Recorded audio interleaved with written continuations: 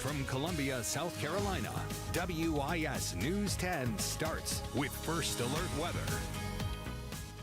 Welcome in as we continue to track Tropical Storm Debby, as the storm is expected to make its second landfall, really focusing on the PD area at this moment. Yeah, that's right. Pretty clear for now, at least here in the Columbia area, but this apparently is just a little break before we get that second landfall and see potential impacts here in the Midlands. Let's get the details now on that forecast hour by hour with meteorologist Vaughn Gaskin. Vaughn, nice conditions for now. We should just enjoy it while it lasts. And that's one of the things that I posted on my Facebook page, because I felt like there were a lot of folks out on the roads just kind of getting comfortable with things looking nice and feeling nice outside. So we don't want folks to be out and about too much, because things are going to start to go back downhill yet again. For now, Tropical Storm Debby has winds of 60 miles per hour, and it has gone up 20 miles per hour just in the time that it's been over the water. So that ocean is really fueling it. It's really helping it stay intense and intensifying. It's certainly not helping it move any faster, because it's still only moving at about 3 miles per hour. I think the quickest movement that we saw from this entire life cycle of this storm has been about 6 miles per hour. But the winds at 60 miles per hour being pulled in from the ocean and literally bringing all of that wind energy and those tropical storm force winds and rain right over land. So here we are now. We're expecting it to go up to about 65 miles per hour before that 8 o'clock landfall. And again, that landfall somewhere between Charleston and Georgetown County, somewhere on the coastline there. And then movement through the PD, probably into Marion, Darlington counties. And then it will head up maybe near Rockingham and then on into North Carolina. So all of this happening for us through the course of the next few hours. On land, it will slowly start to weaken, but well before that, we're going to have some major impacts. So let's start to break some of that down. Of course, the flooding threat is going to be a huge factor. That's because of the slow movement. It's not going to move any faster while it's in South Carolina. It's still going to continue to move very, very slow.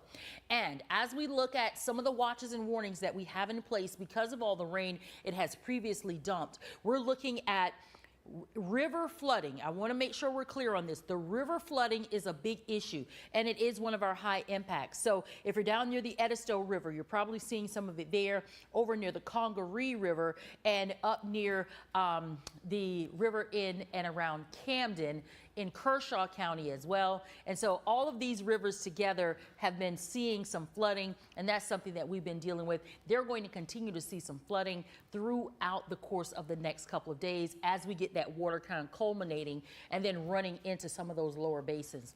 In addition to that, we have a flash flood warning that's in place. That's for this kind of army green, deeper green color that you see here in parts of Clarendon and parts of Orangeburg County near Vance. So the overall area under that flood watch, and then of course the flash flooding occurring right now near Sumter, near Manning, down near Santee.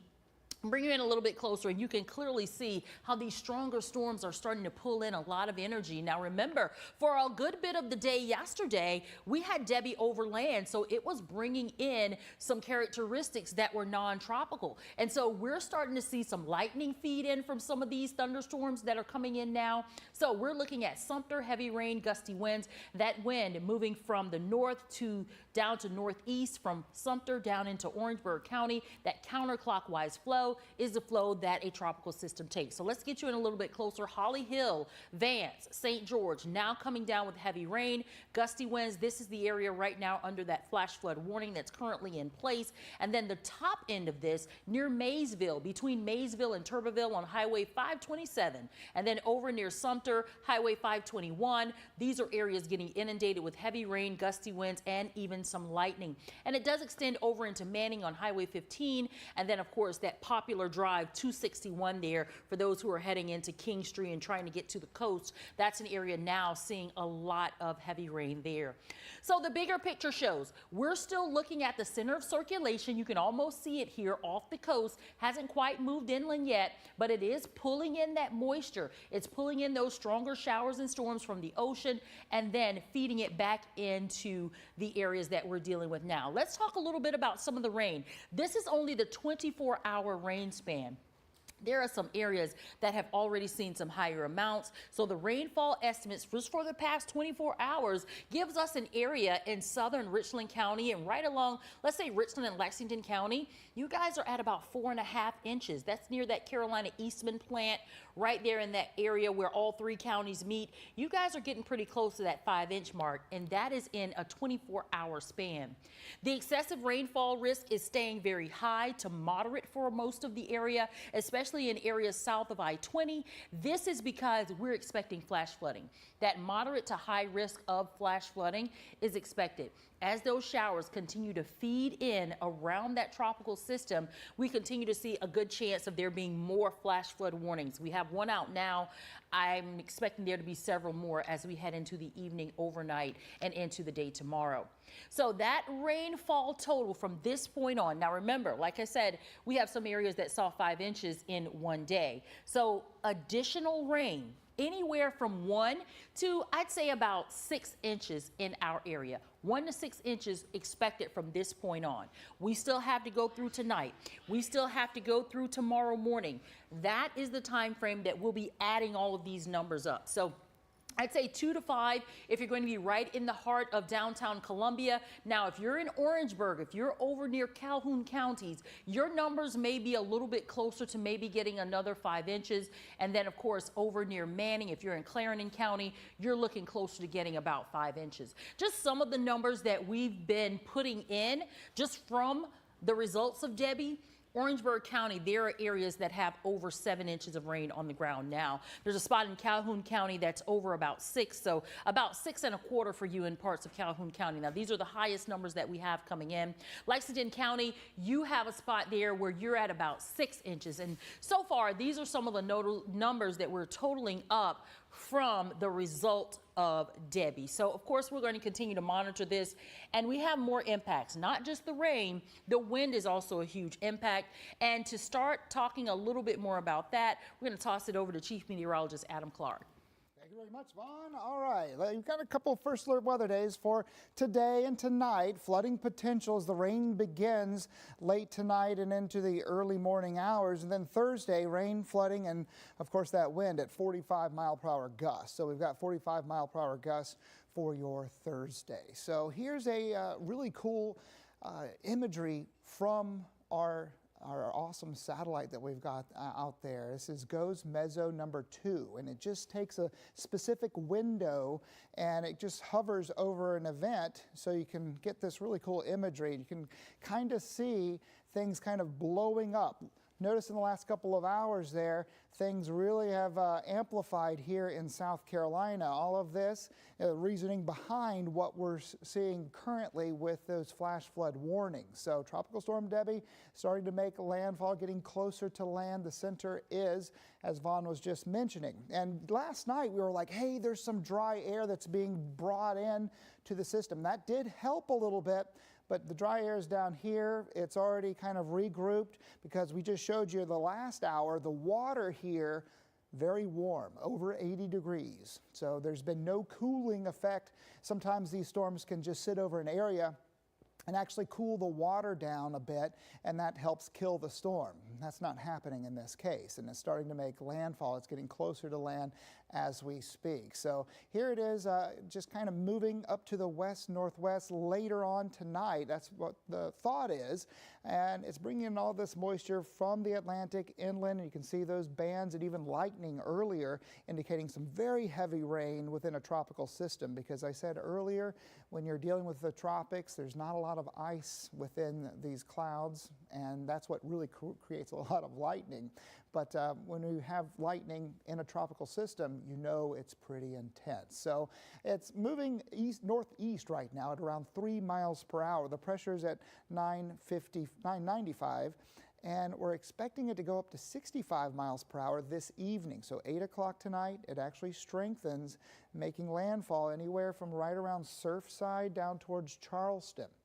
The storm surge isn't going to be too great with this. That's the good news there, but there will be some storm surge. And the primary threat is the wind, the tornadoes and also the flooding rains. By Thursday at 8 o'clock, 50-mile-per-hour winds. That's when it's getting into our neck of the woods around Clarendon County, eastern Sumter County, and Lee County by tomorrow morning. And here it is at 8 in the evening up into North Carolina. Then it moves on out as we head into your Friday. So again, here's that heavy rain pushing through Clarendon County. Also areas of Orangeburg, eastern Orangeburg, still getting in on some showers. We've had a few little dashes of rain here in Columbia, but the clouds are getting thicker and thicker as we speak. Sumter now seeing some showers on and off currently, and winds have been gusting up to about 29 miles per hour in Sumter, 25 in Manning, 23 around Bishopville, and 23 St. Matthews. So yeah, let's talk about that tropical storm wind. That's at least 39 miles per hour or higher. As we head throughout the night tonight, here it is around 11 o'clock tonight. You can see up around Myrtle Beach, it's like a 80 to 90% chance for later tonight in Horry County and Georgetown County. Then as we head in towards the 11 o'clock hour, it starts to move in towards us here around 11 o'clock in the morning for Thursday. About a 5% chance, and now it's like a 10% chance of getting those winds up to around 39 or above for our region. So into the evening hours, then it pushes on up to the north away from our region. So the next 12 hours, we have about a 20% chance of these spot showers here in Columbia, and then it just really ramps up as we head towards the overnight period. So at 10 o'clock, 60%. Going up to 90% at midnight, at 2 in the morning, 100%. So let's show you that here. Around 7 o'clock tonight, Bishopville, Sumter, Manning getting in on that heavier rain, and it's going to push to the west a little more by 10 in the evening. Camden, St. Matthews starting to get it, and look at this gust, 47 miles per hour around 10 o'clock. And I've noticed that this model has been overdoing it a little bit, so I have adjusted it down a bit, and it's still showing gusts up to around 50 miles per hour. 33 in Manning, 36 in Sumter. Here it is around 3 in the morning. We've got 41 around Bishopville, 35 Sumter, 39 and around Manning, and then it pivots to the west around Sumter, Bishopville, Camden, gusting up to 30 miles per hour. So this is 6 in the morning, morning time Thursday, and you can see the center of low pressure is really over the Midlands around this time, at least around Lee County, it looks like at 1 in the afternoon, and then it continues up to the north by 5 o'clock, and then we're pretty much dry by 10 o'clock. Now the risks are tornadoes, where there is a risk of tornadic activity tonight as this storm makes its way through South Carolina. Strong winds, you just saw, gusts up to 40 to 45 miles per hour, and some in instances from this model that I just showed you, 50 miles per hour. That's a possibility. And then river flooding, of course, Vaughn just showed you that. We have several rivers that are already swollen, and we're already going to see more rain. She also showed you just how much more rain, and I'll show you that here with our IBM model. It has around 5 inches in Sumter, 3.91 in Bishopville. It has about an inch here in Columbia. It has been shaved off a little bit since last hour, so we got a new update.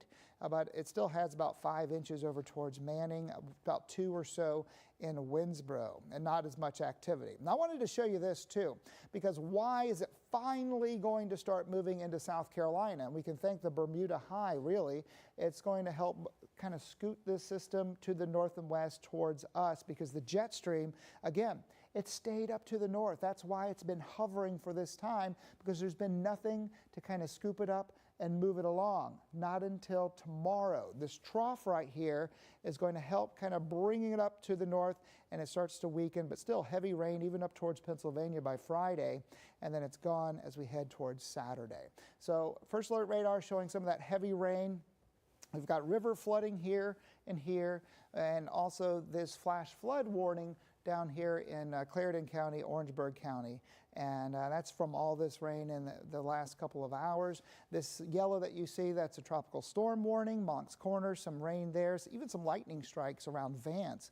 So still some intense rain within this system. Again, we'll widen out and kind of show you the circulation once more, where it is and where it's going. We've just talked about that up to the west-northwest later on tonight, giving us all sorts of problems throughout the overnight period. And know that right here at WIS we'll have a team of meteorologists throughout the night and covering this system as it warrants. And if there's any warnings or anything like that, we'll be on the air. Don't worry about that. We'll have you covered right here at WIS and the First Alert Weather Team. All right, Billie Jean and Greg, back to you.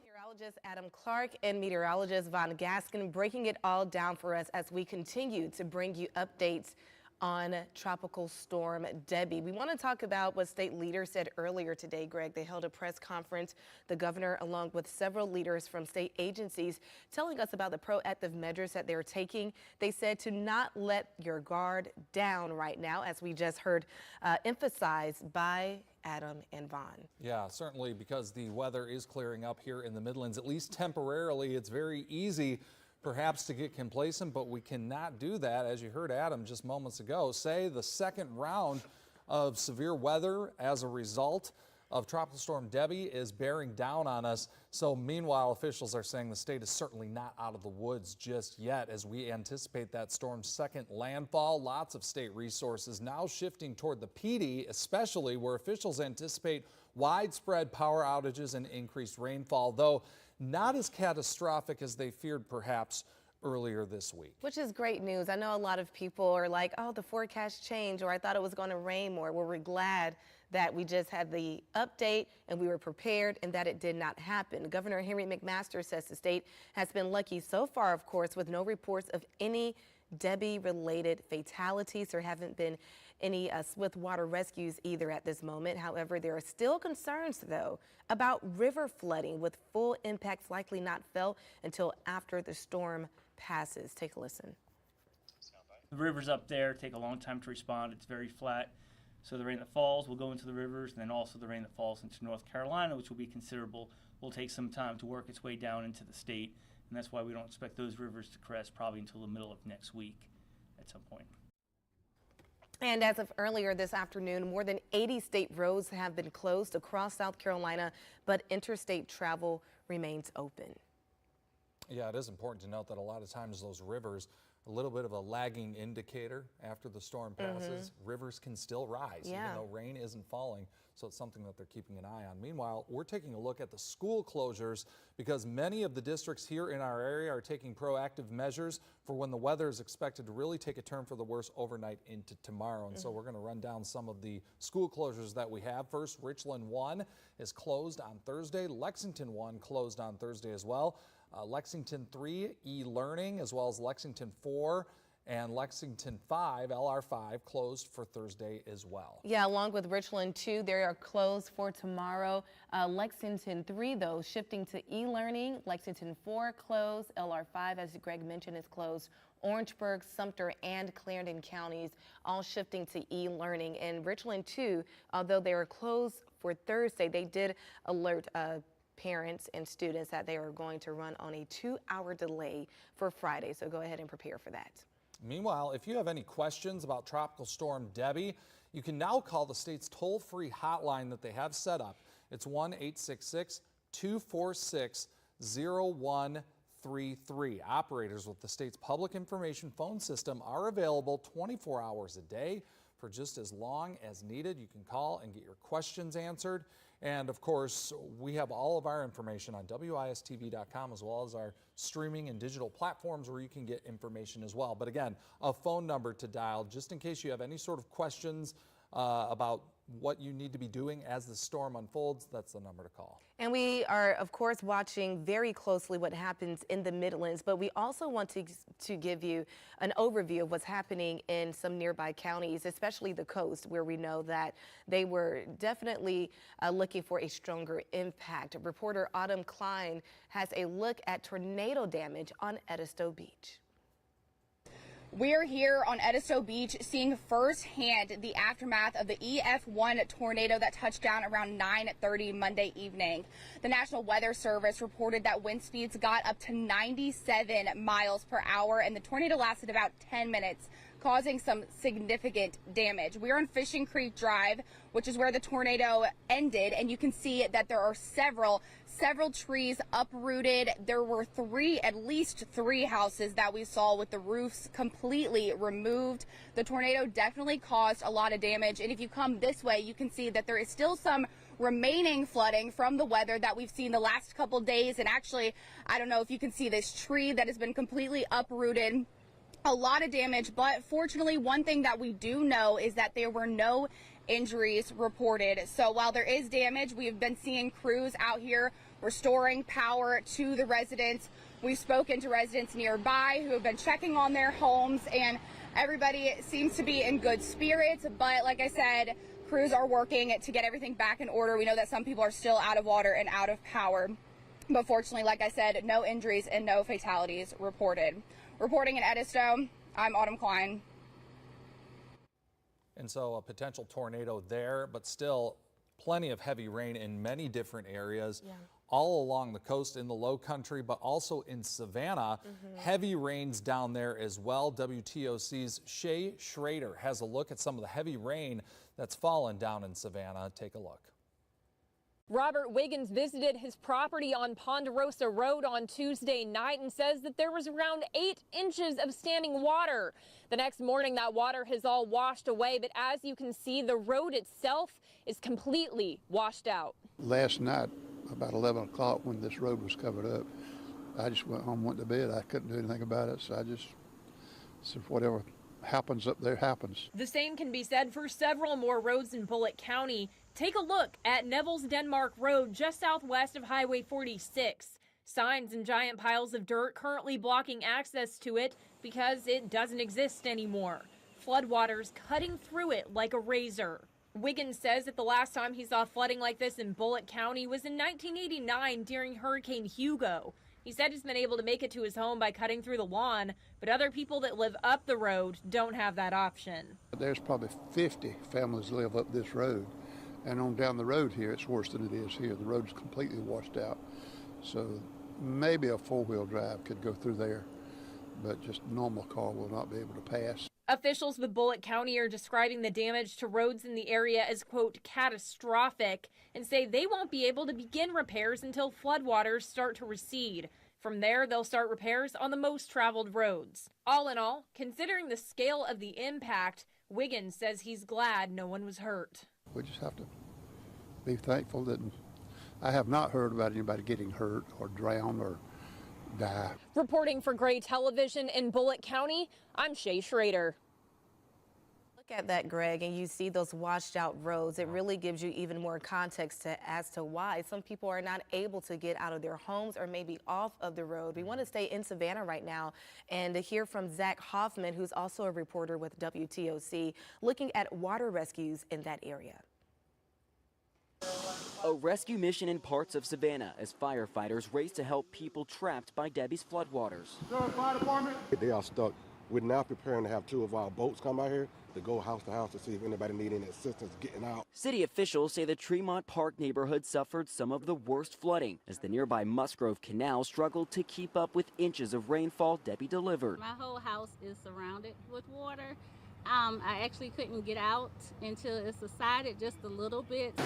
At nearby Ogeechee Road and Mills B Lane Boulevard, the deluge has trapped cars and closed streets, making travel impossible. Floodwaters are making it hard to tell where the sidewalk ends and the road begins. This Tahoe's driver says he was trying to avoid the floodwaters when the edge of the road gave out. Now that's scary. Leading up to Debbie's arrival, city officials say crews handed out 150 tons of sand. On Monday alone, Savannah police and fire responded to nearly 1,000 911 calls and 18 water rescues. Back on the waterlogged west side, the city's stormwater operations director says plans are in place to alleviate flooding near Tremont Park.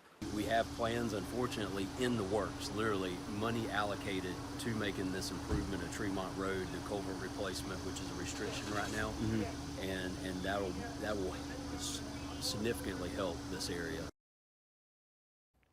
Wow, really interesting there. Happy to know that even though that is, of course, probably stressful for so many people, that they're able to rescue those folks. Absolutely.